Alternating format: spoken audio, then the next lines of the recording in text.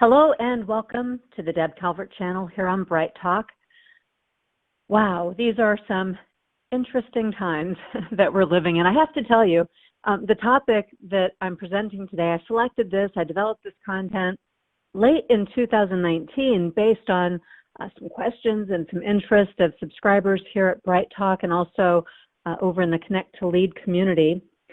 And here we are, early April, and I'm now delivering this in the peak of the COVID-19 pandemic crisis when nearly all 50 states and many nations around the world have instituted shelter-in-place orders and social distancing guidelines, and we're experiencing the shutdown of businesses that are deemed non-essential.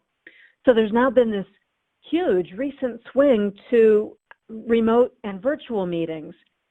So I wanted to let you know that I have adapted this content, but I haven't changed the presentation wholesale, just according to some of those new developments that we're all experiencing. For those of you who are new to Bright Talk or new to this channel, let me give you a few logistical considerations. Bright Talk is great in so many ways, including that they offer live technical support. If you have any challenges or difficulties at all, rather than sending them to me as a question, since I can't do much about it, your best bet is to click that orange button that says Get Live Support Now, and they'll be right there to help you. There are also tabs that you'll see underneath the slide. One of the tabs I'd like to point out to you is called, I think it's called Attachments or Downloads. And I do load up most of my presentations with a lot of bonus content. So I hope you'll take advantage of those links that you see there. You could start with the one that is to connect with me on LinkedIn. I always like it when we have an opportunity for some ongoing dialogue or just to be able to connect. And the other one I want to let you know about right up front here is that I usually also attach the slides for those who like to download them and take notes as they go. I did not include an attachment that I probably should have, considering I just mentioned the Connect to Lead community. I realize not everyone knows what that is. That is a community where we put out a weekly newsletter. We send our blog in that newsletter, and we also occasionally provide additional content, whether it be webinars or infographics, articles, on-the-job aids and tools, lots of stuff. So it's all complimentary. If you're interested in joining the Connect to Lead community, you can go to the website, which is on screen, peoplefirstps.com, and check out all the stuff that we offer there. And if you like webinars like this one, you can, while you're right here in Bright Talk, look at the archive of past presentations that have been offered through this channel. Okay, now the content, the resource search and the support services that we provide, they're all related to helping people get connected in the workplace. And that's why this topic is a good one, no matter what sort of crisis we are or are not in. As long as we're trying to do business, there will always be some form of business meetings. Now, I'm going to guess, if you signed up and decided to attend this presentation, I'm going to go out on a limb and guess that there's potentially something missing, something unsatisfactory about the business meetings that you typically attend. So for those of you who are attending live, I'd be really interested in knowing what it is, the one thing, the chief concern that you have about business meetings that you attend. I've given you 7 of the most common problems that I hear about meetings, but I'm curious to know what your chief complaint is in the meetings that you typically attend. So go ahead and use the question field and just type in your response. What's the main thing that bugs you about business meetings? That'll give me a chance to take your pulse and see where the live audience is coming from, and then I can address specific concerns along the way. As you're typing that in, just in case anybody's not seeing what's on screen, let me say what those 7 most common concerns are. I hear these most often from my clients when I'm called in to help with business meetings and other organizational effectiveness type topics. They say that business meetings are boring, that for a lot of people who attend, they turn out to be irrelevant. They're problematic because they're not structured well. People feel like that they are a waste of time, that they aren't productive, that nothing really happens in those meetings. They end up being ineffective, or they come to the meeting and they, over and over again, the meeting is just dominated by the same person or people, and not all voices get in. So any of those that apply to you, go ahead and let me know what it is. Type that into the question field, or if it's something I didn't mention, please let me know that too, so that I'm able to be addressing that as I proceed here. And once you're warmed up with that question box, I encourage you to also use it for any questions that you have for me. I want this to be your meeting. I better demonstrate what I'm talking about here, and that is that people who come to a meeting, it shouldn't always be one directional. People should have an opportunity to participate. So I'm getting good response. Meetings are unproductive, are irrelevant, they are poorly structured, they end up being ineffective. Absolutely, the very same things that were listed as some of our most common. I'm glad to see that they're being reinforced here. And keep them coming. If you've got some other answers, things that you find are problematic about meetings, I want to hear about those too. Now let me show you why this matters. And you've probably experienced this firsthand without necessarily experiencing it from what the research says, but you're probably not alone if you're feeling the way that you do about business meetings. What I'm showing you on screen now is just a small sampling of lots of research out there that says business meetings often are not effective, and that business meetings often are attended by people who are only sort of there. So here's the thing. We put a lot of stock in our meetings, and we have unrealistic expectations about the effectiveness of those meetings. And people routinely, habitually call business meetings and conduct business meetings, even though deep down they know there's a lack of engagement during most meetings. And I think some of these items that are on screen are downright alarming. 90% of people are daydreaming or otherwise distracted during at least part of a business meeting. Well, it's human nature. I mean, we just sort of have to accept some of this. The reason is that nobody can speak faster than you can think. And so your mind, your brain, it really is wanting to fill in the gaps. And as I'm speaking even now, you're probably mentally multitasking, thinking about your responses, your own experiences to what I'm saying, or perhaps even thinking about something else if I go on a little bit too long past the point where you get what I'm saying. So now I'm going to talk about why these things matter, why it matters that 73% of people are only pretending to be listening and they're actually doing something else, or why it matters that meetings are, for most people, one of the causes of declines in their productivity levels. They view meetings as a disruption to their real work.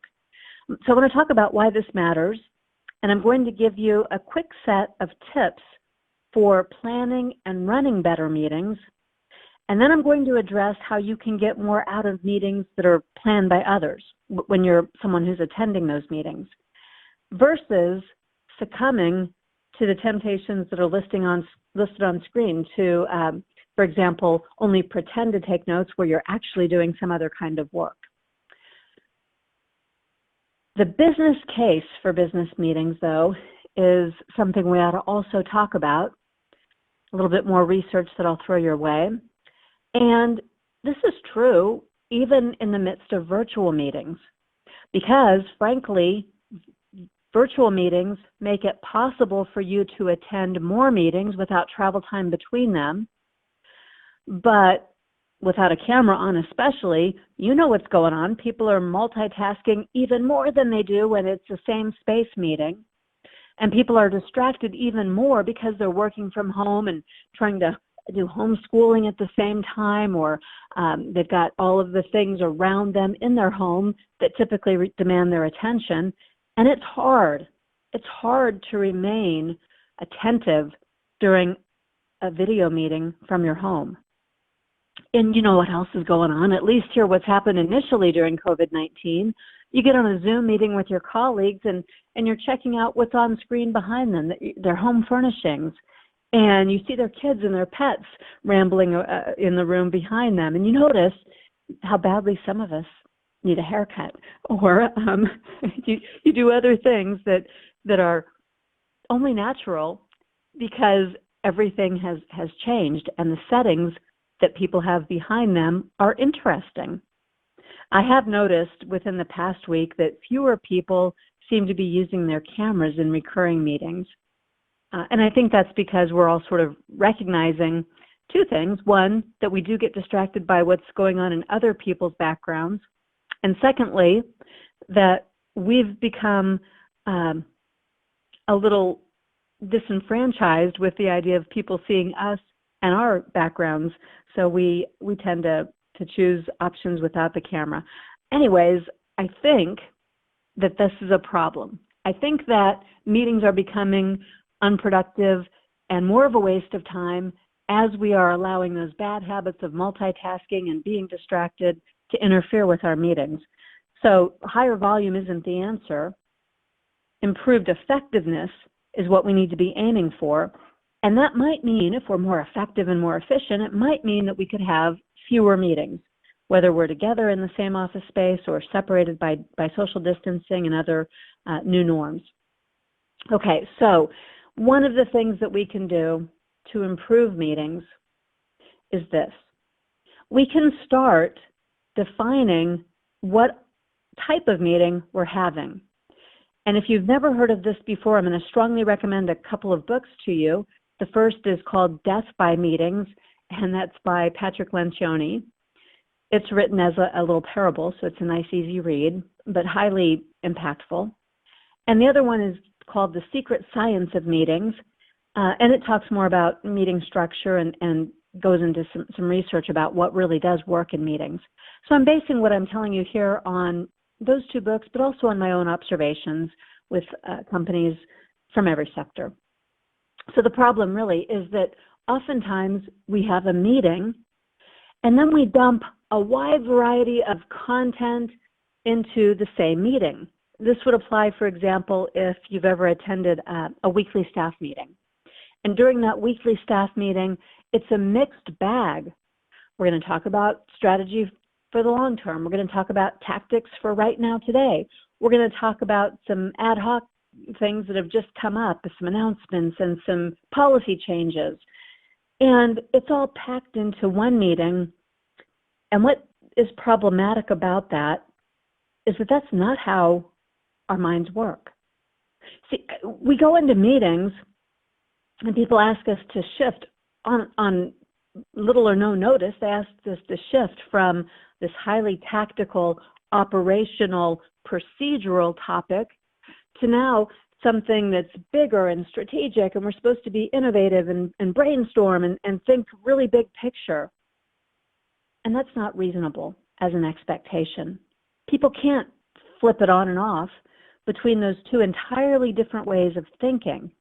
And that's why if you've ever tried to move from tactical to strategic, it's why people cannot and will not elevate their thinking. They get in the weeds.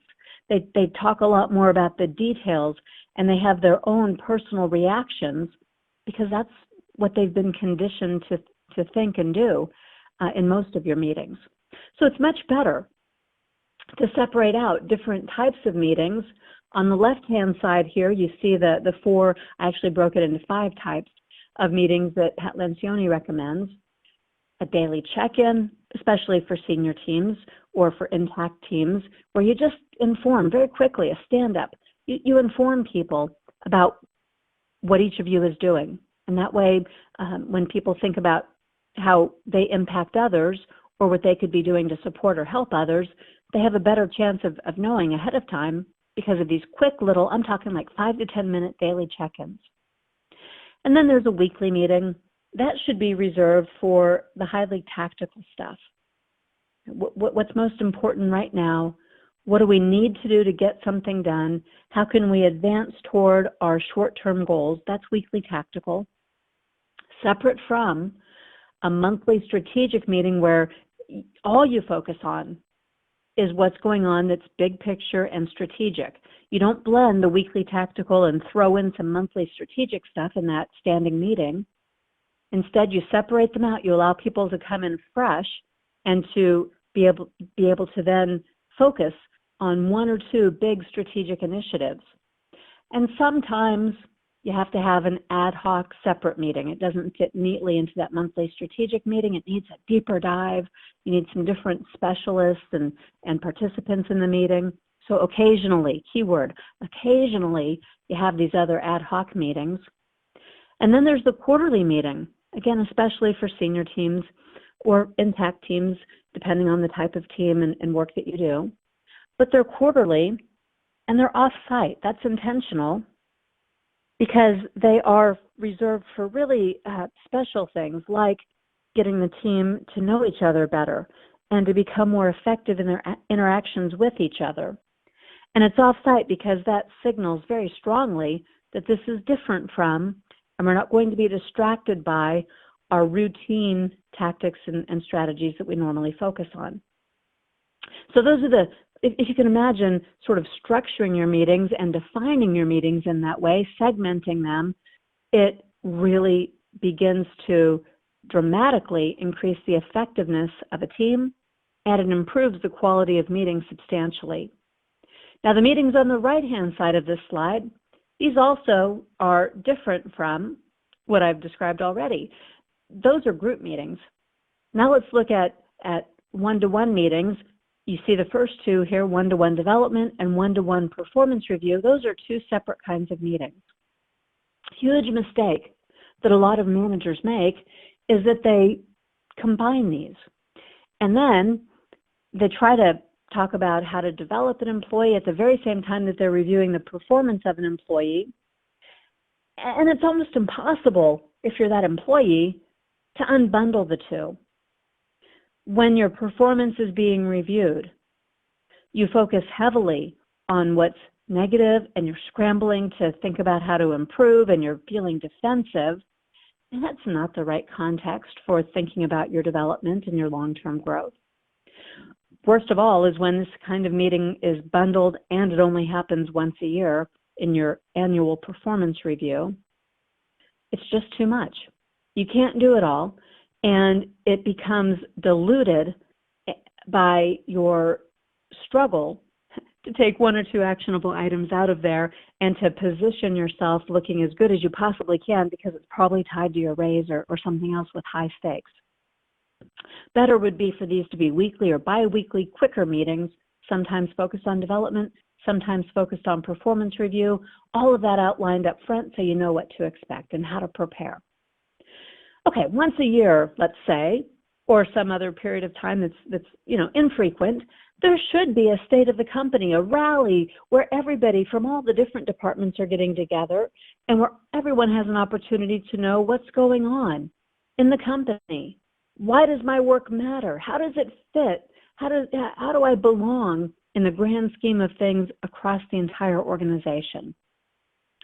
And everything I've described so far should not include training. Training is its own separate, unique kind of meeting. I work with a lot of sales teams, and I see this more often than I don't see it. I see that there's a weekly sales meeting, and a sales manager or a sales director comes into that meeting every week and tries to host a little segment on training. And then they don't understand why that training doesn't take hold, why that training seems to fall flat, and people leave the meeting and they focus on the other things. They don't focus on the training piece. And they are frustrated, and they ask me, why is that going on? And the answer is twofold. The first is sales managers aren't trained as trainers. They're often not very good at training. They might be really good at telling. They might be really good at persuading, but training is something different. Instructional design, adult learning principles, there's a lot that goes into quality training, even if it's a short segment. So that's one thing. Maybe the sales manager isn't just effective as a trainer. But here's the other overarching reason.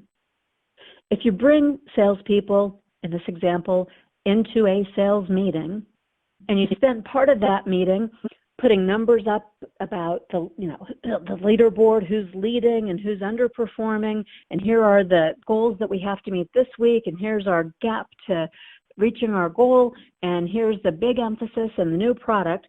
If you put all of that into the sales meeting, which is often the bulk of the meeting, and then you expect people to shift their brains to learn something, you're going to lose, because you've just increased the urgency and you've put out these expectations.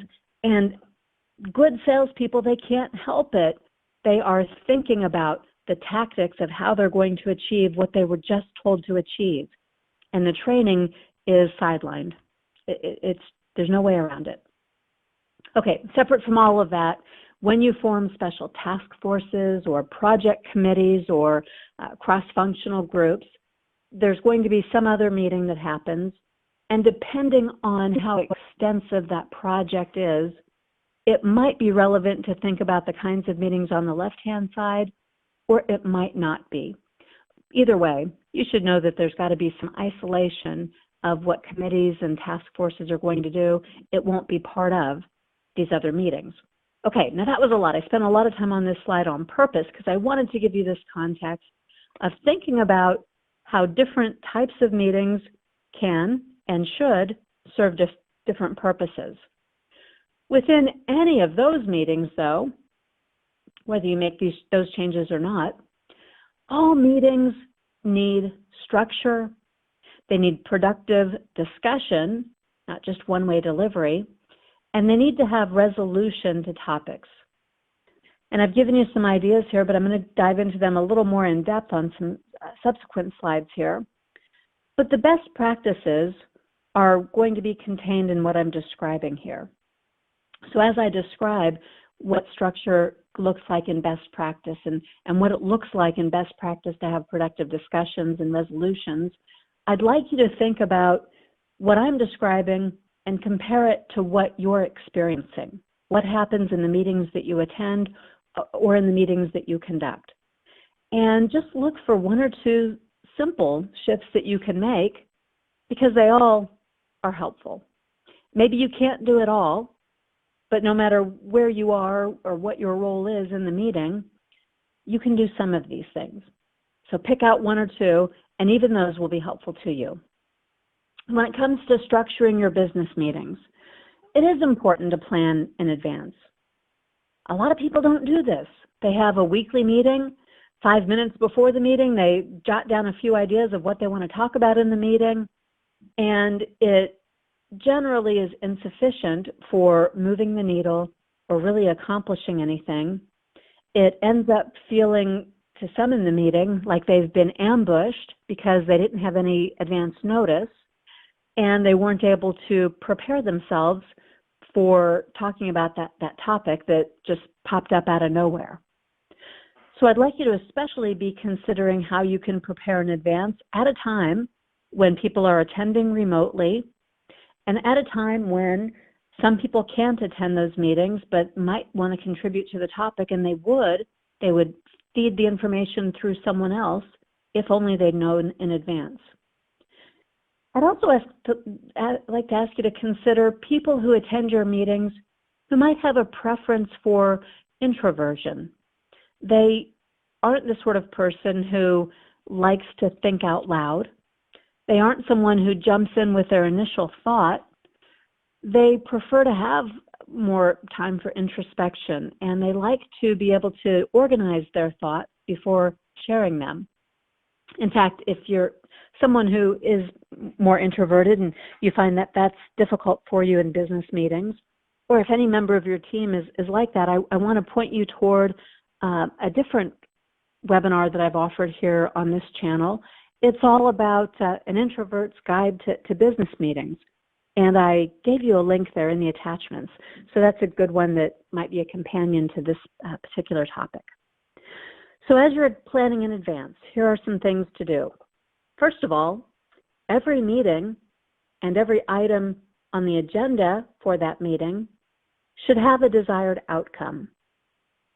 Why are you holding this business meeting? What's your outcome that you desire?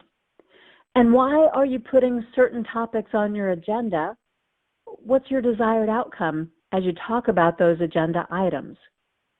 As the person planning the meeting, if you know the outcomes that you're looking for, you're going to know when you've achieved them, and you're going to know how to facilitate the meeting to get toward that desired outcome. You'll be able to measure your progress along the way, as opposed to it being something that just sort of continues to float out there with no resolution and no real direction. This is a big one, so anytime you ever propose an agenda item, know what it is that you're trying to achieve. Now, speaking of agendas, more often than not, you should be preparing those and distributing those in advance. They don't have to be fancy. If you want a format or a tool for agendas, give me a call, because I didn't put one here for you because there are different types of agendas that fit different types of meetings, but we can talk about that. But even if all you're doing is distributing an email with 5 bullet points, here's what we'll talk about, even that is better than nothing, because it gives people an opportunity to think about how they can contribute, what questions they might have, whether or not they should actually attend the meeting, who else might need to come into a certain topic for the meeting, and it's going to help those folks who are introverted, those folks who are attending virtually, and the folks who can't come to the meeting at all. It's going to help you to get input from everybody, higher quality, better reasoned and thought out input. I also recommend, especially if your meeting typically has 7 or more people, I recommend that you appoint roles. The role of someone to facilitate the meeting, that person might be the same one who designs the agenda, but certainly it should be somebody who knows the desired outcomes. A meeting facilitator sort of helps people to make sure that they've all expressed their opinions by asking questions like, what else should we be taking into account here? And what else do we need to do before we draw this topic to a conclusion or make a decision? Who else do we need to hear from? The facilitator facilitates dialogue. Different from the timekeeper. And you could make this the same person. There's nothing wrong with doing that, but it's actually easier if it's 2 different people. The timekeeper is the person who says, okay, we've spent 20 minutes on this topic. We've got 4 more topics and only 25 minutes left in the meeting. Should we move on? The timekeeper is the person who is making sure that you start on time and end on time, which is just a really good courtesy for all meetings. The timekeeper is the person who speeds things up or slows things down according to the need. And so the timekeeper should also know the desired outcomes. And last but not least, a note taker. This is not someone who takes the minutes of the entire meeting, unless that's important for you and your team and your organization. For some organizations, it's absolutely essential that meeting notes actually be meeting minutes, who said what and exactly how and what was said. And in that case, if you can, I recommend that you just go ahead and record the meeting. It's a lot easier than taking quality minutes. But a note taker, for most operations, that's just somebody who captures the big ideas and especially the action items, who's going to do what after the meeting. Okay, a couple of bonus tips. I've covered most of these, but I like to put them in writing for you because I know a lot of you are downloading the slides that I'm presenting, and I want to be sure that what I'm saying is also in writing. When you create your agenda, be realistic. Think about where you're going to hold the meeting, who's going to attend the meeting, and how much time is going to be needed for everyone to state their thoughts related to that topic. It's much better to have only a couple of items on your agenda and to be able to cover them as deeply as they need to be covered. That's better than trying to have a lot of items that only get superficial coverage. If that's what you're after, probably you're covering things that could have been better communicated in other ways. When I see an agenda and it's got 15 or 20 items on it, most of them are simply announcements, and there's no need to burn up time in a meeting when you could be simply sending an email that says, hey, new info, boom. It's all about how you want people to interact meetings that is, all about how you want people to interact and give input, there's no reason to sit in the same room or on the same video conference if it's completely one-directional. Okay, and your agenda should go out with enough time to allow folks to prepare. I think the day before is a reasonable amount of time to send an agenda in advance. Now you've noticed that I've teed up this idea of getting people involved, letting them think about the agenda items, making sure that they are prepared to discuss them, and that's so that you can have productive discussion. To have productive discussion, you have to have the right people in the room, and you have to make sure that it's not too many people. I think several organizations have adopted the pizza rule. I believe it was Amazon who first started the pizza rule, and the pizza rule goes like this. The right number of people in their meetings, what they've decided, is that it can't be more than would be satisfied by a large pizza. So let's say a large pizza is 12 slices. You've got 6 to 12 people in that meeting in that case. The right people, though, even more than the number matters, it's about the caliber of the people for the topic. Some topics need to have only 3 people involved. Some topics need to have 8 people, and maybe you only invite them to that portion of the meeting, the extra 5 people. Or maybe you hold it as a separate meeting, as opposed to expecting them to sit around waiting for that topic to surface. Promoting productive discussion also means that people understand the outcomes. They know what the shared goals are. Why are we talking about this particular thing? And maybe it's that you've got a team purpose. And if you have a purpose as a team, you remind people of that purpose at the beginning of your meetings. Our purpose of our team is to blank. Toward that end, we're going to discuss these 5 topics today. And most importantly, people are going to feel committed and engaged when they have been heard. You've got to have some healthy conflict, otherwise you're left with groupthink, which is dangerous. You don't want people agreeing too quickly just to move through it and move on with their lives. You don't want only one loud, dominating voice in the group to be the one who's making all the decisions because nobody else has airtime. Healthy conflict happens when you've got someone on purpose who is playing devil's advocate. And that's another role you might consider having. You can rotate that role.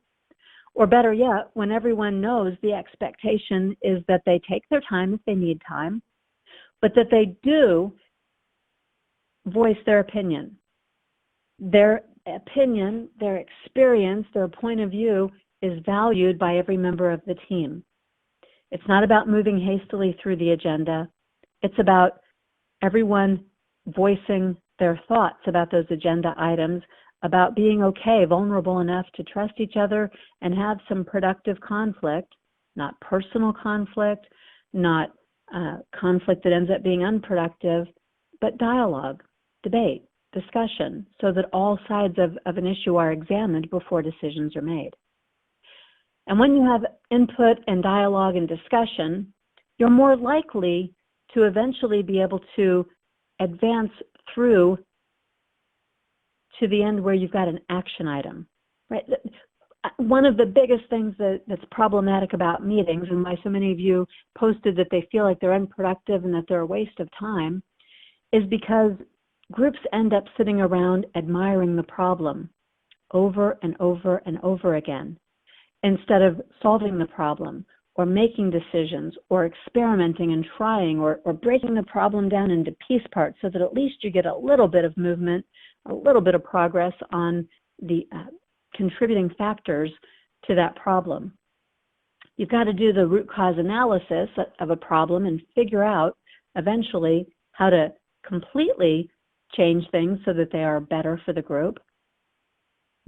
But the reason that doesn't happen is so often it's just becoming whining and moaning, admiration of the problem in meetings. So to make that change, you've got to have an outcome. The outcome I desire is that we solve this problem. You've got to look at it from all the angles, get all the voices in, understand all the potential unintended consequences of the various ways you might solve the problem. Build some consensus once you've heard from everyone. Make a decision, even if it's not 100%, but as a group, you can all commit to trying something different. Assign the action items, decide how you want to communicate that to others who are not in the meeting, and then move forward. That's resolution. And even if you only get that on one topic in the meeting, that's better than superficially admiring 10 of the problems that you might typically do in your weekly meetings. Okay, a few bonus tips during the meeting. As you're doing what I'm describing here as best practices, some additional tips, I've mentioned them, but just want to codify them in writing for you. Whenever you can, include everybody. You're getting good now with technology for virtual attendance, so you might decide to use that more in the future when we're back to same space meetings. But that way everybody gets to dial in. Everybody gets to be heard. Everybody knows which item on the agenda and at about what time during the meeting you'll be talking about that agenda item. Ideally, your agendas will start with the most important topic, the one that is most important for everyone to voice themselves with. And by the way, if there's an issue for people on your team with getting their voices heard, or if that's an issue for you and you're not quite sure how to make sure that you are putting your stake in the ground and speaking up when you could and should be, I also gave you an attachment to another webinar about that, about using your voice. And don't let your meetings take big tangents. This is another thing the facilitator can do, is to call out the in the weeds or the tangential topics, and to be able to say, you know, that is an issue for another time. Let's put it here in a parking lot so we don't forget it, but we can come back to it and not let it derail the outcome that we're aiming for today. Don't race through meetings. Be sure to allow time for people to formulate their thoughts and to express them. And if they're not ready to fully express their thoughts, if they need some additional time to think, that you allow for that. You make note of that and you enable them to come back at a later time during the meeting or in a separate meeting if you have to kick the can down the road and there's no other way to do it. Now, everything I'm describing, these bonus tips for after the meeting too, they do. I will acknowledge they do take some time. It takes some discipline, some rigor. But it also eats up a lot of time that ends up feeling really inefficient if you constantly have to recap what happened in previous meetings and backtrack and then resolve differences because I remember it one way and you remember it another way.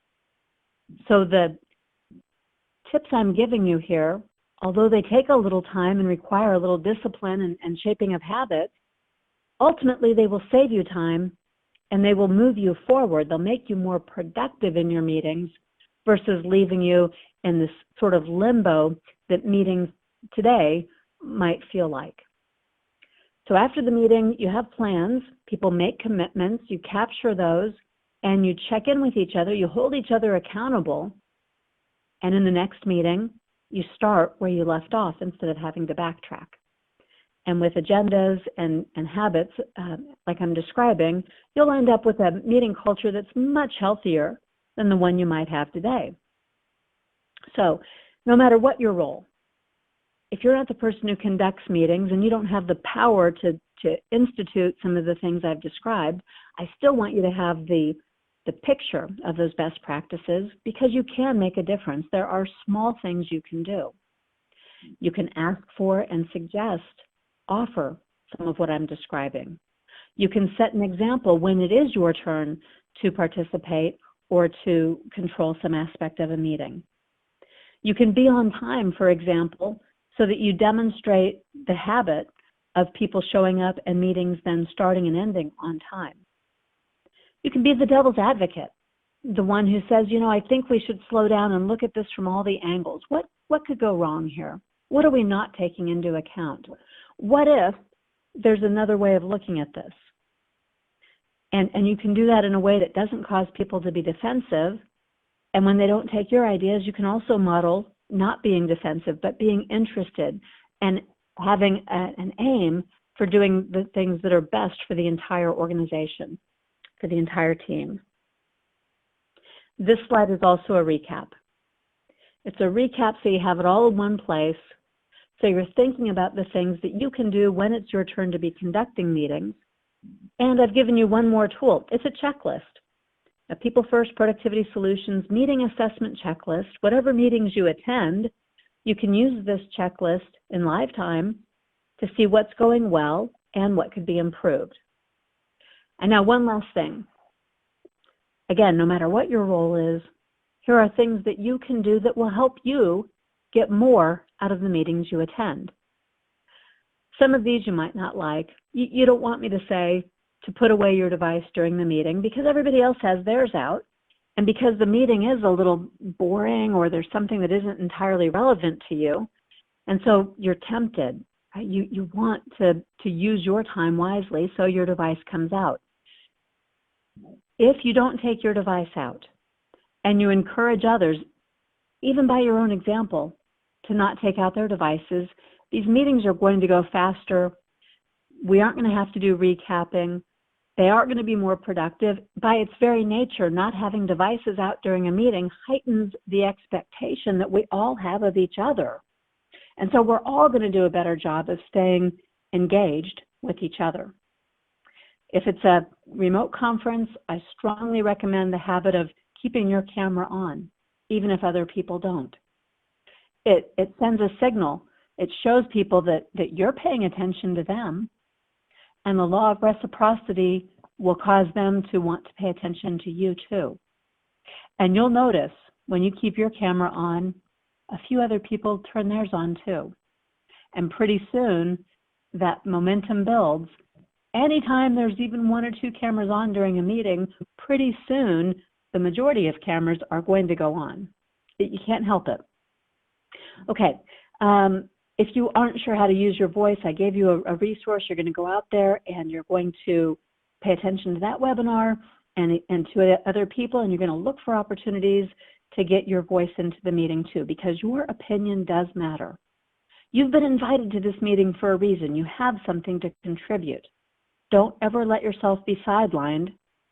If you don't know what to say, if you don't have the answer, ask a question. Ask questions to understand. Ask questions to formulate your thoughts. Ask questions to make sure other people are participating. Ask questions just to show genuine interest in other people's input. When you're asking questions, you're garnering more information. You're involving other people, and you too can be more involved because you'll have more information. If you need time to think about a topic, either ask a question to get the information you need, or just put it out there. I'm not ready yet to make a commitment. I need more information. I need more time to think. I need more time to do a little background and research. Say what you need. You're setting an example. It will improve the quality of future meetings, and you won't have to feel in this meeting like things are racing past you, decisions are being made hastily, or the problem just continues over and over again to be admired with nothing really happening. Last but not least, make sure that you belong in the meeting. If a lot of the content is irrelevant to you, maybe you shouldn't be attending that meeting. Talk to the person who invites you. Ask them why they're inviting you. If it's only for a couple of topics, say you want to know what time are those topics being discussed so that you can come only to that part of the meeting. Your time is valuable, and so is everybody else's. And to get the most out of business meetings, you've got to be able to be fully present. You can't be fully present. You shouldn't be fully present if the meeting is irrelevant to you, or if the topics in the meeting are not important or meaningful to you. So take charge of your own time. Ask those questions during those meetings. Be insightful and look for ways to make your voice count for you and for everybody else in the meeting too, by your example. If you have questions about how you can apply this in your organization, or if your team needs more help in becoming effective through meetings and other types of communication, please be in touch with me. There's my website. You saw my email address earlier, deb.calvert@peoplefirstps.com. Don't forget, you're going to be linking in with me on LinkedIn, and you're going to leave me a little review here about this topic or future topics that you're interested in. And thank you so much for your time being here and being a part of today's presentation.